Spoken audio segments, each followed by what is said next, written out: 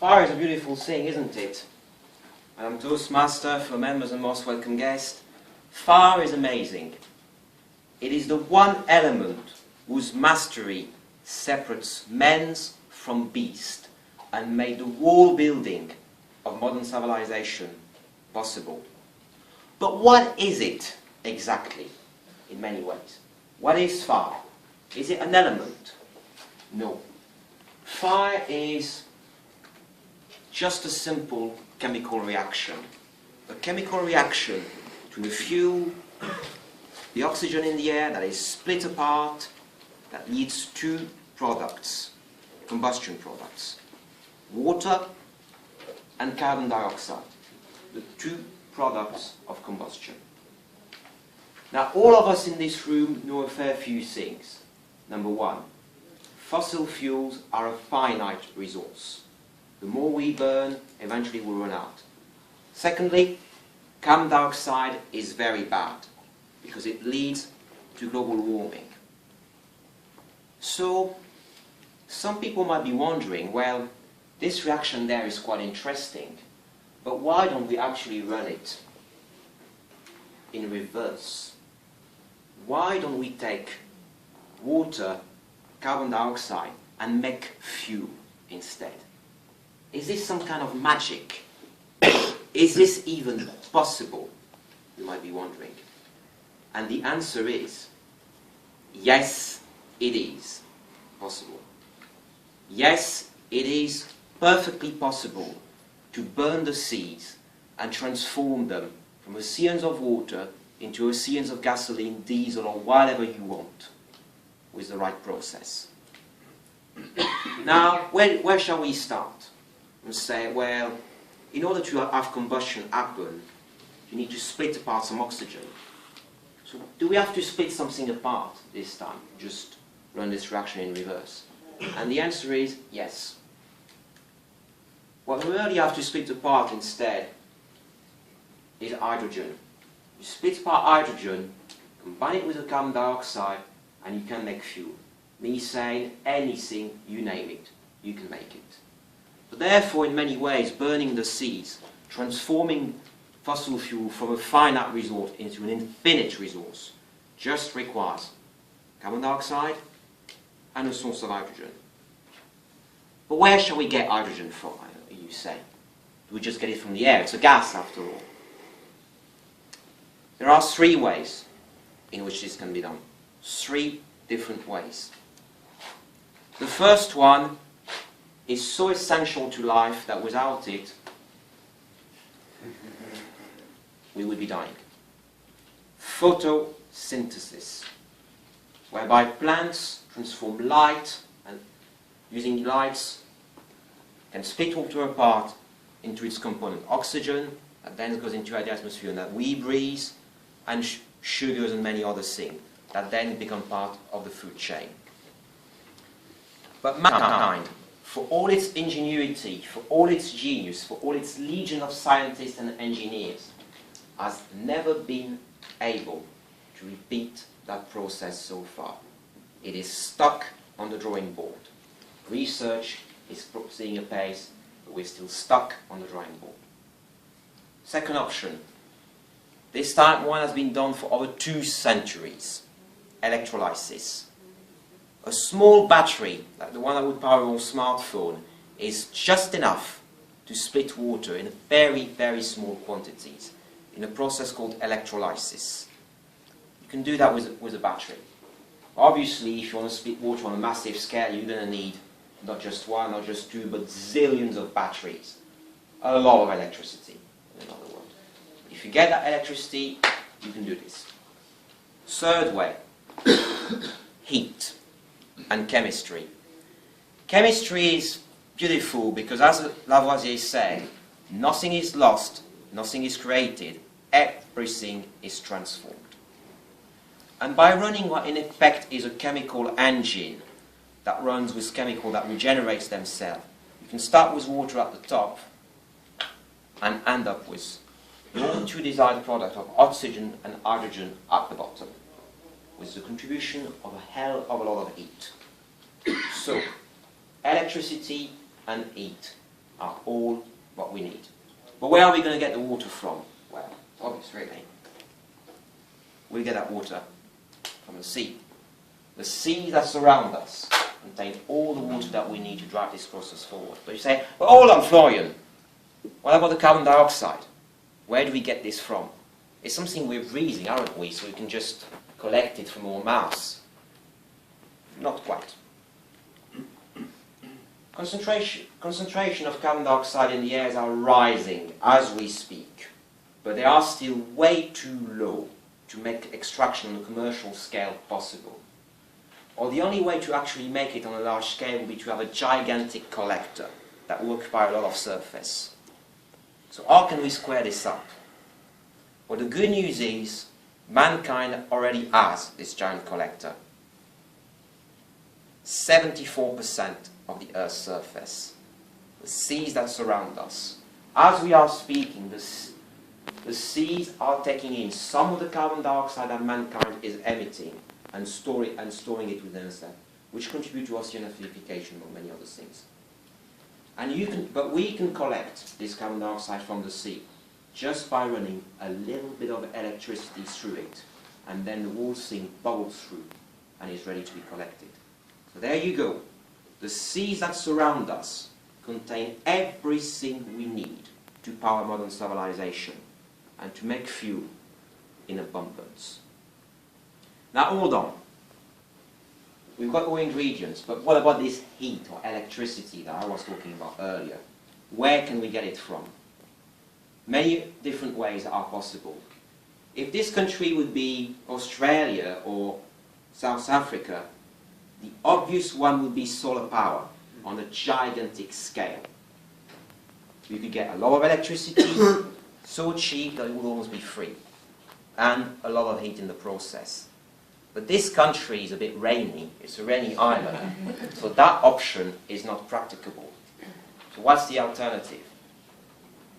Well, seawater, it's a beautiful thing in many ways. It's blue and it shines, contains water, carbon dioxide, but also many other things.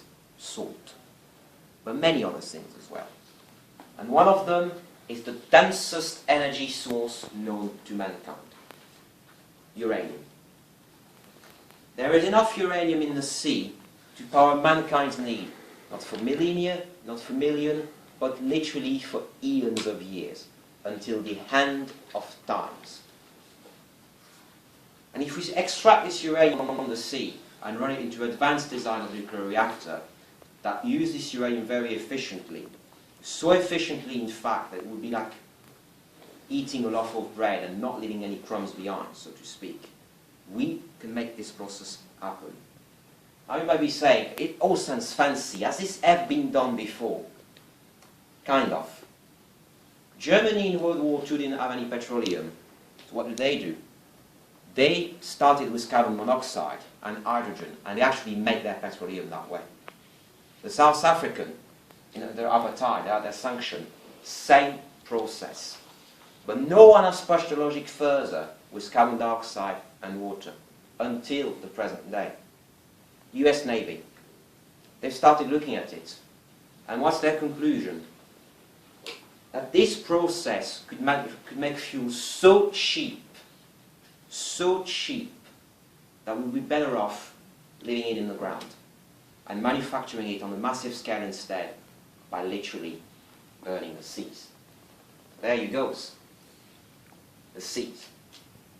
Now, the beautiful thing about this process as well is that we're merely running this combustion reaction in reverse. And what we end up in effect is a circle, where we produce something that we then burn off in our plane, in our engine, or even in a simple fire that just regenerates itself. Because we then reuse this product to make more of it. There you go.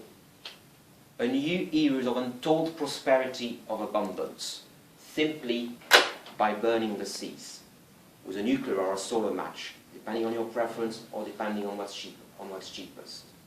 Let's just think about the consequence of this for a moment, really. Energy is a scarce substance at the moment. We all say it's going to become more expensive. Energy scarcity is the future for mankind. But is this really the future we want, all of us, for our children? we the people that have benefited from cheap fossil fuel and cheap energy that made this very civilization, this very city we're standing in possible. So scarcity is not the answer. Abundance is. Therefore, let us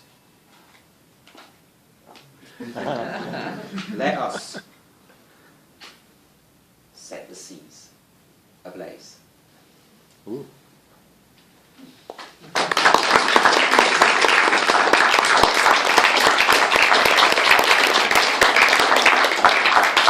Okay, the Q&A period starts now.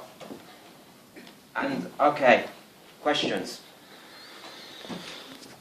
Edward. Yeah, haven't we heard this all before, though, that there's going to be a new source of fuel that's so cheap that it won't be worth using it? Why would this be different from any of the other times we've Because heard it simply hasn't been tried before. I know it sounds like crazy. After all, what I'm advocating is like running cars on water, more or less. But it is true, it hasn't been tried before. But more and more people are looking into it. Startups in Germany, in the UK, in the US. And the reason they're looking into it is if we build a lot of solar power, a lot of wind power, we're going to end up with a lot of excess electricity. What do we do with it? Batteries are one answer. Converting effectively what they call gas power to gas is the other answer, and this is exactly what I've been describing. So it's not that we're not there yet. A lot of research will be needed to drive this process forward. We're talking about billions and a huge investment, almost like a Manhattan project, but it can be done. Any more questions? Dan? You know where to start. How does the physics of this work? Because combustion is an exothermic process. Yeah. And if you reverse it, you're going to have to put in energy. So we care about fuel as a source of energy. Yeah. But we're essentially spending fuel to make more fuel, and that will be an inefficient process. It is correct. We are spending fuel to make fuel. We're not. It's not. There's no such thing as a free lunch. We're converting an energy source from another. In that case, solar energy into chemical energy or nuclear energy into chemical energy. The overall efficiency of the process is most definitely not 100%, but it can be as high as 60%. But if that energy source you start off to convert into fuel is very cheap and very abundant, let's just do it. Yes, sir. You mentioned the abundance of uranium in the seas and that you could use that. Yeah. But what about the radioactive waste? Well, if we start using nuclear power on a massive scale to power these, we will need new types of nuclear reactor that can burn as much fuel as possible and leave as little waste as possible behind. We're mainly talking about molten salt reactor here used on a massive scale. Will there be nuclear waste as a result of that? Yes, there will be, and it will have to be managed accordingly. But what I would say there is, any human activity whatsoever produces waste. I've just struck these matches there, I've just produced some waste. So waste is in many ways the price we have to pay for civilization, unless we want to go back to the Stone Age, but in that case, 7 billion on Earth, or potentially 50 billion of us on Earth. There's just going to be too many of us, we'll start eating each other, I'm afraid. Lady at the back. You talked about running electricity through the water. Yeah. What would the impact on marine life be, and how could it be managed? It would be, it's a very good question. We would have to build new facilities for that. So one thing we could be looking at would be facilities built at sea, potentially that huge floating base.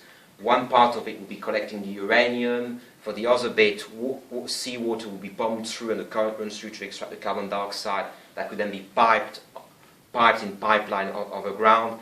This is the facilities we're looking to. It's engineering at sea and doing industry at sea on a scale that has never been sought out before. Would there be impact on marine life?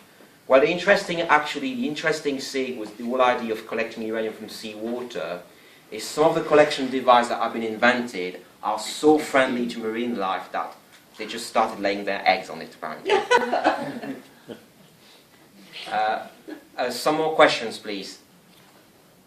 Someone that hasn't asked a question before. Yes, please. You mentioned that this hasn't really it's taken a while to get going, this research. Why is that exactly? There's many reasons why. Obviously, to do any kind of research, you need an incentive. And for decades, the incentive has simply not been there because fossil fuels are very cheap, very abundant. We can burn them. We don't care about the environmental consequences. So the incentive wasn't there. The concept, however, of that, what it's called, there's actually a very good Wikipedia article called renewable hydrocarbon, has been around for over 50 years. People were starting looking at it and saying, we could make it, it does make sense. But any new things, any new energy source, you need a lot of investment of research initially. It was the case of nuclear power, it's the case of solar power at the moment, it's the case of wind power. We will need to get something started in. But let's look at the consequence. If this country invested the process and we strike gold, we will be an instant superpower overnight. Any more questions? I'll take one final question. Yes, please. How large is the structure going to be? Because there was already a project about gathering the energy of waves, so it's floating on the water, and it was rejected because it doesn't gather enough energy. So to provide, for example, energy for the city, it have to be double the scale. You know? Well, one possible way to envision it would be, as I said, facilities at sea that would collect the resource, collect the uranium, collect the carbon dioxide. The carbon dioxide could then be piped on ground to what in effect would be oil refineries. Except that the oil refineries, instead of running on petroleum, would run on carbon dioxide and hydrogen. The infrastructure more or less already exists. It would simply be a matter of converting it. And that's it for me now.